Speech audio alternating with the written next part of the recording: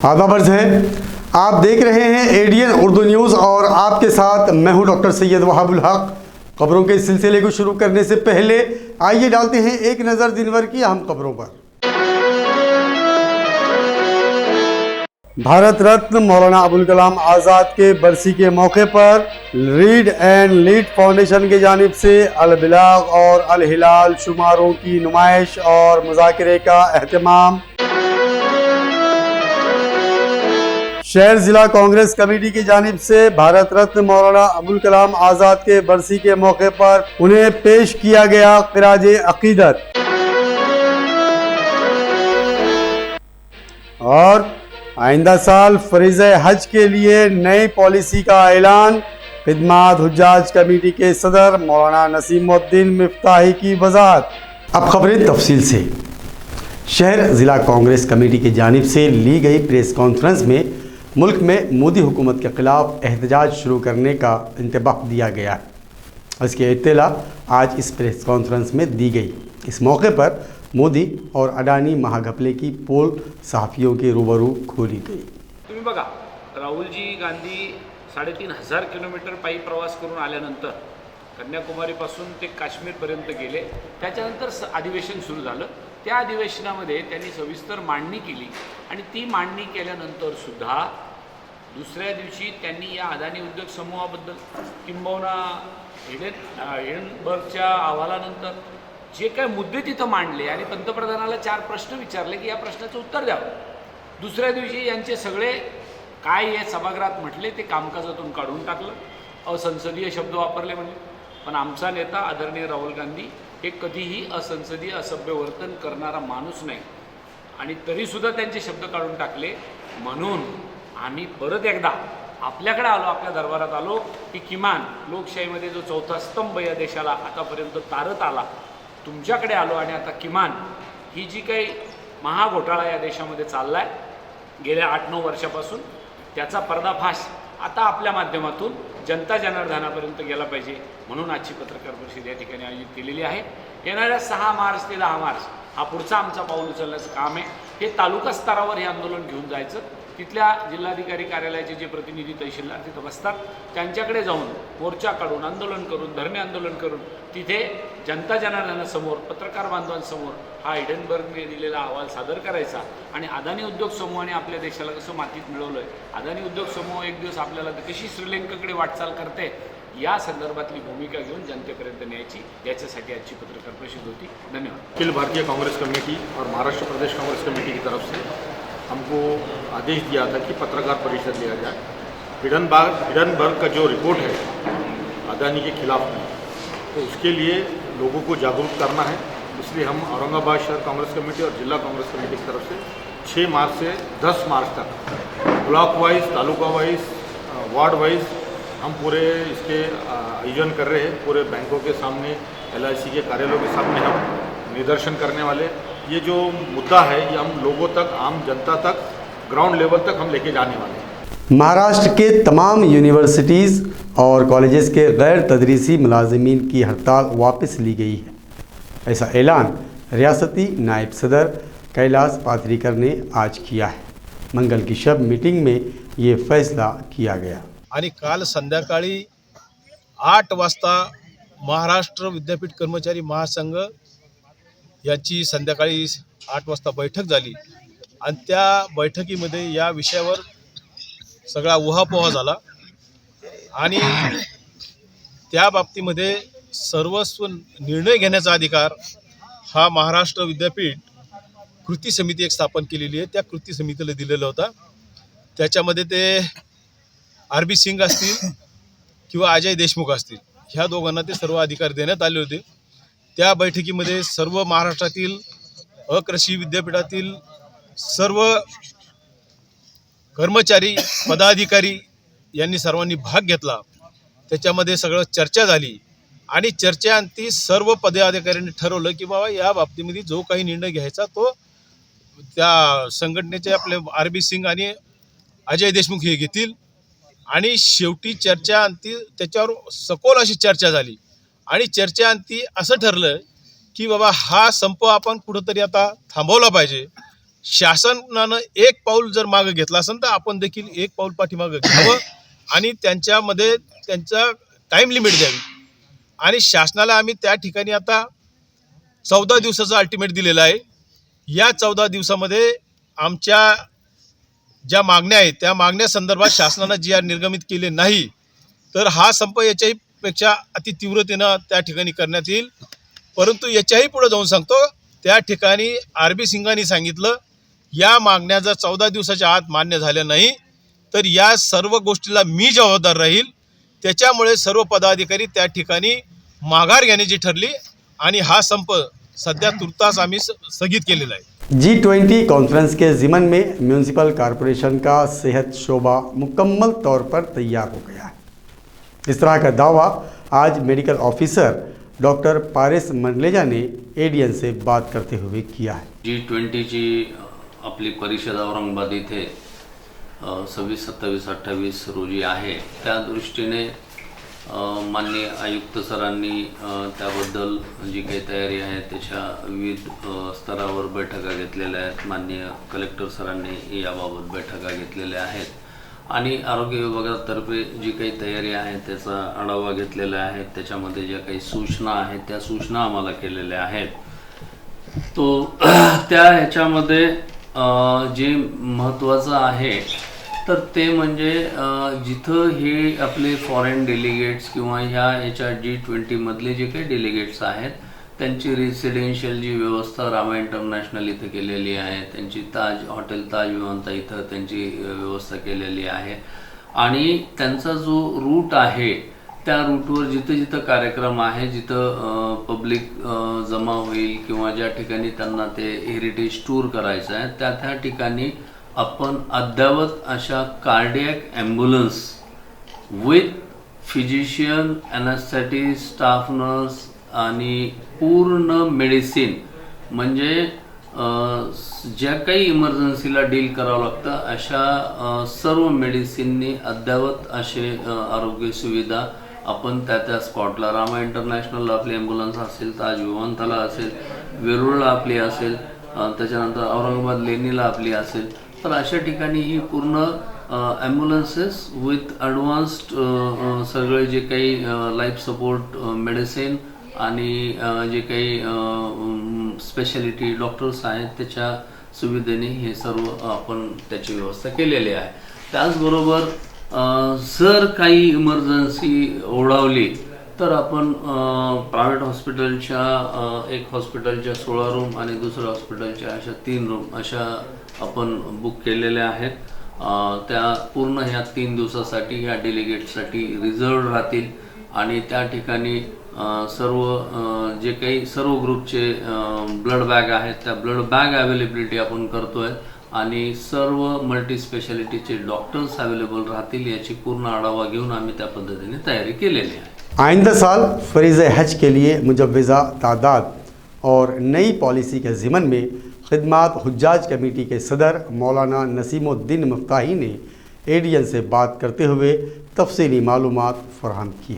अल्लाह का बड़ा करम है कि 2023 के हज का ऐलान हो गया है और आज़िमीन हज ने फॉर्म की तकमील भी शुरू कर दी है. खिदमत हुज्जाज कमेटी पटेल आर्केड जूना बाज़ार से अब तक 700 फॉर्म की तकमील हो चुकी है और 6 कंप्यूटर पे काम हो रहा है. 3 बड़े बड़े हॉल में बैठकर ये 15-16 आदमी ये खिदमत अंजाम दे रहे हैं.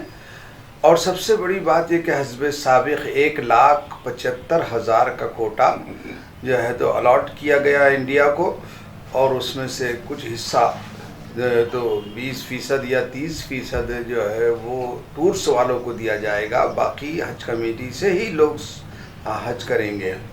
और इमसाल उन्होंने ये भी किया है कि आपके जो 70 साल वाले हैं उनको भी इजाज़त दी है कि वो भी फॉर्म भरें और उनको कुरान अंदाज़ी में शरीक नहीं किया जाएगा बल्कि उनकी मंजूरी समझी जाएगी.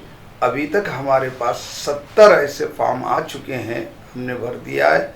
जिन्होंने जो 70 साल से ज़्यादा उम्र के आज़िमीन हज बैतुल्ला हैं। 10 मार्च तक फार्म की तकमील की आखिरी तारीख़ है और 10 मार्च के बाद जो है एक 8-10 दिन में कुरान अंदाज़ी हो जाएगी और फिर आज़िमीन हज जिनकी मंजूरी आ गई है उनको जो है रकम अलबत्ता बहुत ही कम किस्तों में भरना होगी और वक्त पे भरना होगी ताकि उनका जो खुरा में नाम निकला है वो ज़ाय ना हो जाए।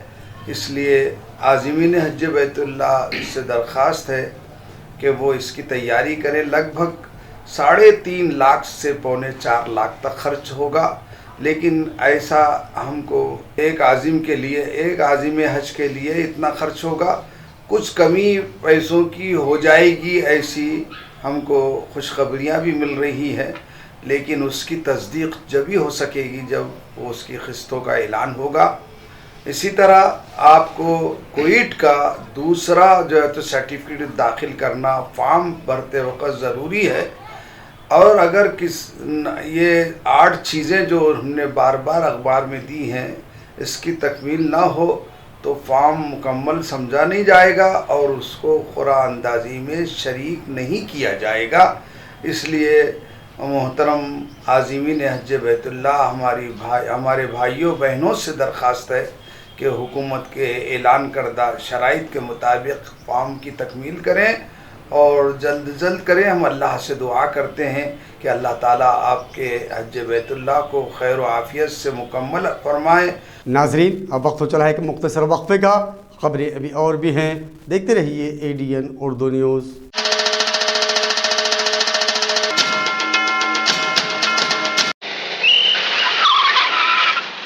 मस्त मास्क पहना रे तूने। Thank you sir. वो जान बचाने के लिए पहनना पड़ता है ना सर। रेडीमेड है या टेलर मेड है? ऑनलाइन ऑर्डर किया है सर। एक और है क्या? है ना सर। देना। बहुत मस्त लगे आपको। ये ना सर। सर ये ना भाई, जान बचाने के लिए बाइक चलाते वक्त सिर्फ खोपड़े पे मास्क पहनेगा तो खोपड़े को कौन बचाएगा? समझ गया सर। हेलमेट ऑनलाइन ऑर्डर कर वरना हमेशा के लिए ऑफलाइन हो सकता है। Okay sir. ये ले चल हम ये भी ऑनलाइन भर दे। हेलमेट पहने, ट्रैफिक नियमों का पालन करे, जिंदगी के सफर को सुरक्षित रखे। नाजरीन, वक्फे के बाद आप सभी का दोबारा खैर मकदम है। भारत के पहले वज़ीर तालीम, भारत रत्न मौलाना अबुल कलाम आज़ाद के बरसी के सिलसिले में शहर ज़िला कांग्रेस कमेटी की जानिब से कांग्रेस भवन में उन्हें खराज अक़ीदत पेश किया गया।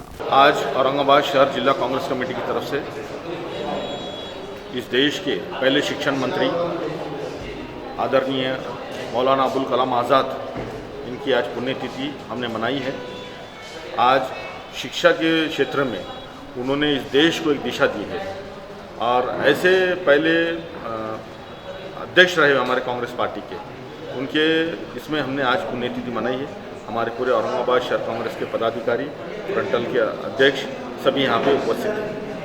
भारत रत्न मौलाना अबुल कलाम आज़ाद की बरसी के ज़िमन में हफ्तावारी अल-बलाग अल-हिलाल के शुमारों की नुमाइश और मुज़ाकरे का आज अहतमाम किया गया था। इस मौके पर मुंतज़मीन और मुअज़्ज़ज़ीन ने ADN से मुखातिबत में मज़ीद मालूमात दी है। और मौलाना अबुल कलाम आज़ाद कांग्रेस के 2 बार सबसे कम उम्र वाले अध्यक्ष रह चुके हैं, राष्ट्रीय अध्यक्ष रह चुके हैं। तो आज हमने मौलाना आज़ाद के जो 2 पेपर थे बहुत मशहूर हुए, जिन्होंने अंग्रेज़ों को जो है अंग्रेज़ों के ख़िलाफ़ मतलब एक तरह से जो है बगावत करती थी। अंग्रेज़ों ने कई मरतबा उनका प्रेस जब्त कर लिया था और उस पर जो है बंदी ला ली थी। तो पहला था अल-हिलाल और दूसरा था अल-बलाग। तो हमने आज अल-बलाग की जो नुमाइश रखी है जो 1915 का छपा हुआ है और जो है उसमें जब ये शुरू हुआ अल-हिलाल बंद हुआ तो अल-हिलाल जो है 25,000 छपता था और ब्लैक में बिकता था। बात ये थी उर्दू और पहला पेपर था जो कलर में फ़ोटो के साथ में था। मौलाना अबुल कलाम आज़ाद साहब ने अल-हिलाल ये अखबार बहुत सालों तक चलाया। इसी के मद्देनज़र रखते हुए आगे अल्पसंख्यकों में जो तालीमी हिसाब से शिक्षा की नीति अपनाकर अलीगढ़ यूनिवर्सिटी जैसे शिक्षा के इदारों के माध्यम से और आज़ाद साहब और उनके साथ रहने वाले तमाम सियासती लीडर और शिक्षा में काम करने वाले जो भी शख्सियत थे, इन्होंने हिंदुस्तान की तकदीर और तस्वीर बदलने की कोशिश की। आवाज़ में बताया गया है और बाकी कलकत्ता और दीगर जगह जहां अहमदनगर की जेल में उन्होंने जवाहरलाल नेहरू साहब के साथ में जो क़याम किया था, वो दोनों जेल की कोठड़ी वगैरह भी बताई गई है डॉक्यूमेंट्री में, और उनके बारे में बहुत से ऐसी चीज़ें बताई गई है। और एक ब्राउचर पब्लिश किया गया था, जो ये ब्राउचर मराठी, अंग्रेज़ी, उर्दू में है, और इस ब्राउचर में सब कुछ मालूमात लिखी गई हैं, उनके तहक़ीक़ाती मक़ाले, उनके जो जेल की है, तकरीबन उनका 1/8 लाइफ ये जेल में गया है हिंदुस्तान की आज़ादी के लिए, और हर एक चीज़ वहाँ पर बताई गई है। और ये जो पोर्ट्रेट बताया गया है, ये शायद ही महाराष्ट्र में और कहीं होगा जितना औरंगाबाद म्यूनसिपल कॉरपोरेशन के मौलाना अबुल कलाम आज़ाद रिसर्च सेंटर में। और ख़ास बात यह है कि औरंगाबाद के गवर्नमेंट कॉलेज के स्टूडेंट ने बनाया है। शहर के चंद निजी अस्पताल सरकारी कवानीन की पामाली कर रहे हैं, इस तरह का दावा छावा तंजीम के जानिब से आज किया गया। एडियन से मुखातिबत में उन्होंने म्यूनसिपल कॉरपोरेशन को दिए गए महजर के ज़िमन में मालूमात भी दिए। महानगरपालिकेच्या वैद्यकीय मी तक्रार केली। तक्रार होती आदित्य बाळ रुग्णालयाच्या संदर्भात। आदित्य बाळ रुग्णालयाला बरेच काही तिथे इश्यू आहेत। सगळ्यात महत्त्वाचा विषय, त्या रुग्णालयाला पार्किंग जागा नाही, नंबर 1। नंबर 2, सगळ्यात हॉट विषय म्हणजे त्या रुग्णालयाचं अतिदक्षता विभाग म्हणजे ICU विभाग हा अंडरग्राऊंडमध्ये असो जे असो त्याला एकच गेट आहे, त्याला इन गेट, आउट गेट आणि इमर्जन्सी एक्झिट गेट अशी गेट असायला पाहिजे। परंतु या हॉस्पिटलने कुठल्याही शासकीय नियमाचं पालन न करता सर्रास राजरोसपणे हा रुग्णालयाला तिथे उपचार करतो। आणि जर उद्या कदाचित उद्या काही अनुचित प्रकार घडला, हॉस्पिटलला आग लागली किंवा हॉस्पिटलमध्ये काही अनुचित प्रकार घडला, तर इमर्जन्सी एक्झिट या अतिदक्षता विभागाला नाही आहे। ICU हे अंडरग्राऊंडला नसतंच मुळामध्ये।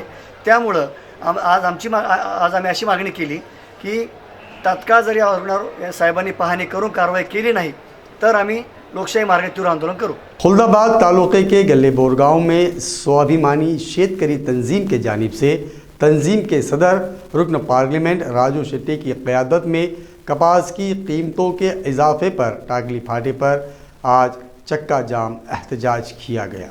खुलदाबाद तालुके के गल्लेबोर गांव में स्वाभिमानी शेतकरी तंजीम के जानिब से तंजीम के सदर राजू शेट्टी के सरपरस्ती में रियासती रुकन कृष्ण भूषण राव साहब थोरात की रहनुमाई और तालुका सदर राजेंद्र हार्दे की क़यादत में कपास पैदावार किसानों के जानिब से कपास की कीमतों में इजाफे के लिए टाकली फाटे पर चक्का जाम एहतजाज किया गया। इस मौके पर किसानों ने ज़ोरदार नारेबाजी की। कुछ देर के लिए आमद और रफ्त मफलूज होकर रह गई थी। इस मौके पर सख्त पुलिस बंदोबस्त रखा गया था। इसकी इत्तला खुलदाबाद से हमारे नुमाइंदे हुसैन पटेल ने दी। खबरों के सिलसिले को खत्म करने से पहले आइए डालते हैं फिर से एक नज़र दिन भर की अहम खबरों पर। भारत रत्न मौलाना अबुल कलाम आज़ाद के बरसी के मौके पर रीड एंड लीड फाउंडेशन की जानिब से अल बिलाग और अल हिलाल शुमारों की नुमाइश और मुज़ाकरे का एहतमाम। शहर ज़िला कांग्रेस कमेटी की जानिब से भारत रत्न मौलाना अबुल कलाम आज़ाद के बरसी के मौके पर उन्हें पेश किया गया ख़िराज अक़ीदत। और आइंदा साल फरीज़ हज के लिए नई पॉलिसी का ऐलान, खिदमत हुज्जाज कमेटी के सदर मौलाना नसीमुद्दीन मिफ्ताही की वज़ाहत। नाज़रीन, ये थी आज की खबरें। कल फिर मुलाकात होगी नई खबरों के साथ। तब तक अपना ख्याल रखिए और देखते रहिए ADN उर्दू न्यूज़, आवाज़ हर दिल की।